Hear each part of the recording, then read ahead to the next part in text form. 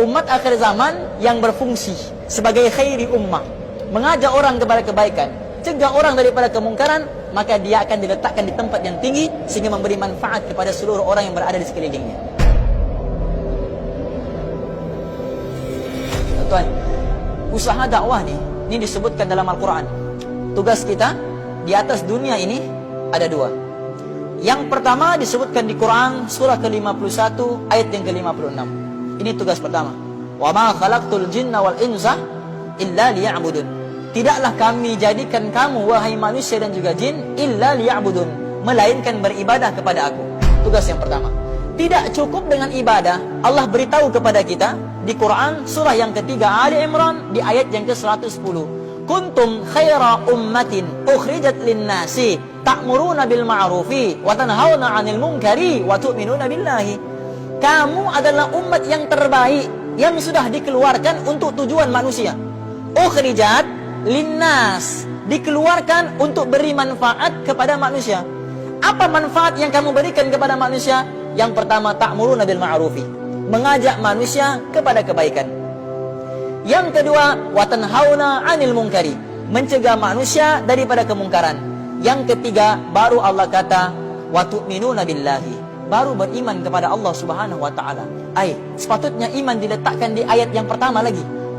Sepatutnya perkataan tu'minuna billah Allah letakkan di hadapan sekali. Kamu adalah umat yang terbaik, beriman kepada Allah, ajak kepada kebaikan, cegah daripada kemungkaran. Sepatutnya iman diletakkan di hadapan sekali, kerana perkara yang paling tinggi di sisi Allah adalah iman, bukan amal.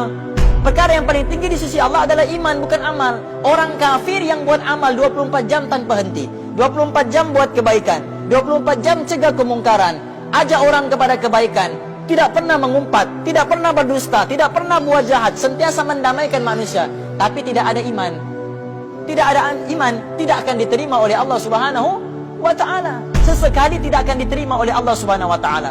Quran surah yang ketiga Ali Imran ayat yang ke-85. Wa may yabtaghi ghairal islami dinan fala yuqbala minhu wa huwa fil akhirati minal khasirin.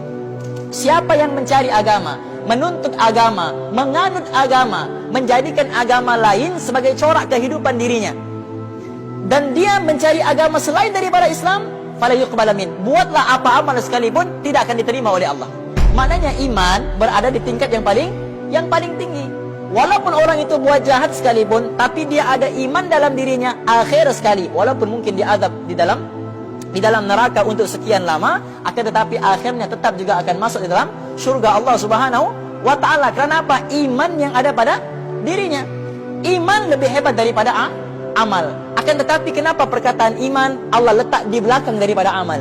Ta'muruna bil ma'ruf ni amal, wa tanhauna 'anil munkar ini amal, tu'minuna billah ini iman. Kenapa amal dikedepankan daripada iman? Seolah-olah Allah ingin beritahu kepada kita, wahai manusia yang paling terbaik, kamu kerjakan amal ma'ruf, kamu kerjakan nahi mungkar, barulah iman kamu akan sempurna dan diiktiraf oleh Allah Subhanahu wa taala. Maka sebab itu iman diletakkan di belakang sekali. Maka keluarlah perkataan Sayyidina Abu Bakar As-Siddiq radhiyallahu taala anhu di dalam kitab Al-Munabbihat al-Isti'dad liyaumil ma'ad, karangan Imam Ibnu Hajar Al-Asqalani. Beliau menyebutkan, menukilkan perkataan Sayyidina Abu Bakar. Apa kata Sayyidina Abu Bakar? Arba'atun tamamuha bi arba'atin. 4 perkara akan dapat disempurnakan dengan 4 perkara. Ini perkataan Sayyidina Abu Bakar As-Siddiq radhiyallahu taala anhu. Arba'atun tamamuha bi arba'atin. 4 perkara akan dapat disempurnakan dengan 4 perkara. Yang pertama, as-salatu bisujudis sahwi. Sembahyang dapat disempurnakan dengan sujud sahwi. Apa maksudnya Ustaz? Kalau kita terlupa berapa bilangan rakaat kita dan tertinggal sunat-sunat ab'ab di dalam solat kita. Contohnya tertinggal kunut, contohnya tertinggal duduk di antara 2 sujud, tertinggal sunat-sunat ab'ab, maka untuk penyempurna kepada sembahyang kita sujud sahwi. Jadi sujud sahwi ini penyempurna kepada solat. Yang kedua, as-saumu bi sadaqatil fitri. Puasa hanya akan dapat disempurnakan dengan sedekah fitrah, yakni zakat fitrah. Orang yang berpuasa selama sebulan tetapi tidak melaksanakan zakat fitrah, maka puasanya akan tergantung bainas sama'i wal ard, di antara langit dan bumi.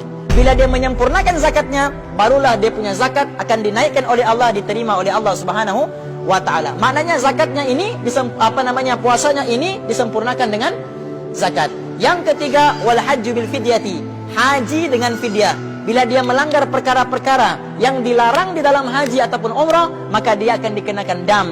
Dam inilah sebagai fidyah untuk menyempurnakan haji ataupun umrahnya. Yang terakhir kata Sayyidina Abu Bakar, wal imanu bil jihad. Iman ini hanya akan dapat disempurnakan dengan jihad. Apa itu jihad? Ta'muruna bil ma'rufi wa tanhauna 'anil munkari. Jadi kalau kita mau iman kita mantap, iman kita terbina seperti mana imannya para sahabat, maka laksanakan apa yang para sahabat buat. Apakah dia? Ta'muruna bil ma'rufi wa tanhauna 'anil munkari. Umat terbaik ini gelaran kita. Gelaran kita. Dokter. Satu gelaran, betul? Dokter Ahmad contohnya. Ahmad itu nama. Dokter itu gelaran. Di sebalik gelaran pasti ada pekerjaan. Apa pekerjaan dokter? Merawat. Engineer, pekerjaan. Gelaran, IR, engineer. Di sebalik gelaran pasti ada pekerjaan. Betul tak? Gelaran khairu ummah, tidak ada pekerjaannya. Dapat gelaran khairu ummah, duduk di rumah, di atas sofa, nonton TV, main game, dapat gelaran khairu ummah? Tidak. Untuk mendapatkan gelaran khairu ummah, pasti ada pekerjaan.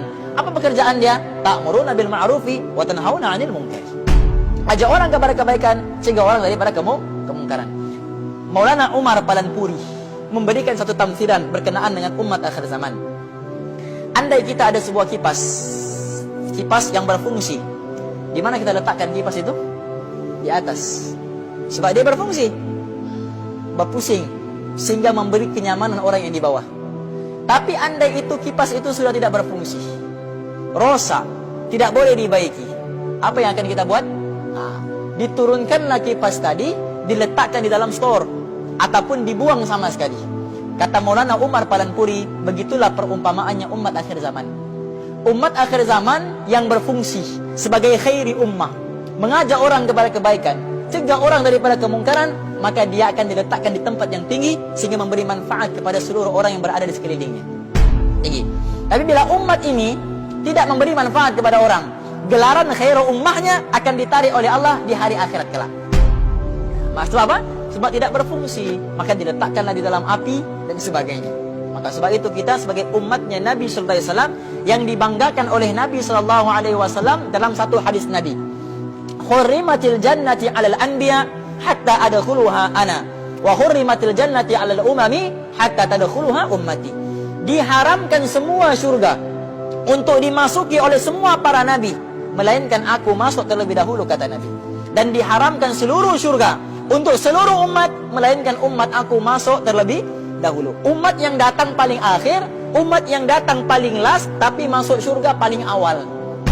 Karena apa? Keberkatannya baginda Nabi Muhammad sallallahu alaihi wasallam. Jadi banyakkan khidmat untuk agama Allah Subhanahu wa taala, banyakkan khidmat untuk sunnah baginda Nabi Muhammad sallallahu alaihi wasallam. Moga-moga seluruh langit dan bumi diberikan kekuatan oleh Allah untuk khidmat kepada orang yang banyak khidmatnya di dalam agama. Amin Allahumma amin.